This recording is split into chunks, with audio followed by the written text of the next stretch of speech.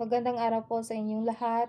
Narito ako ngayon upang talakayin ang mahalagang isyu na dapat nating harapin upang makamit ang tunay na kapayapaan at pag-unlad sa ating bansa.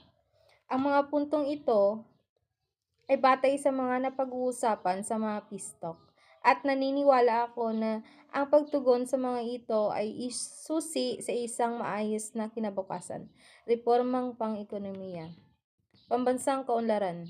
Kailangan nating tugunan ang malalim na ugat ng kahirapan sa pamamagitan ng mga programang magbibigay ng pantay na oportunidad sa lahat. Ito ang nangangahulugan ng paglikha ng mga trabaho, pagpapabuti ng infrastruktura at pagsuporta sa mga maliliit na negosyo.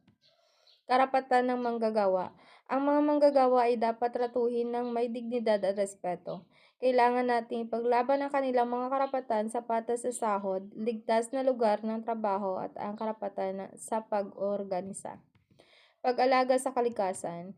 Ang pagkasira ng ating kalikasan ay isang malaking banta sa ating kinabukasan. Dapat nating protektahan ang ating mga bundok, kagubatan at mga yamang mineral.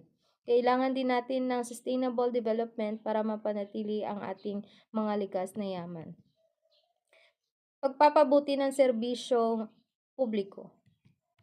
Edukasyon. Ang edukasyon ay susi sa pag-unlad. Dapat natin tiyakin na ang lahat ng may access sa mga libre at kalidad na edukasyon.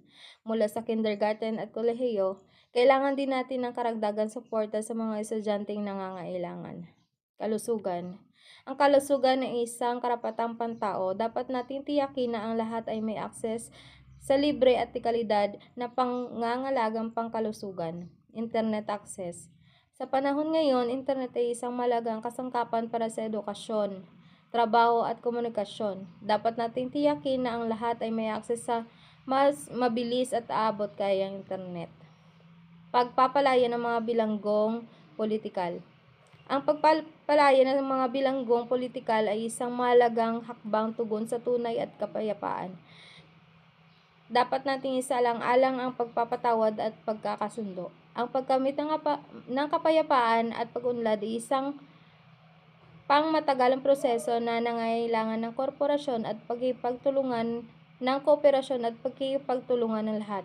Umaasa ako na sa pamamagitan ng pagkakaisa at pagtutulungan, makakamit natin ang isang maayos, mas maunlad at mapayapang Pilipinas. Maraming salamat po.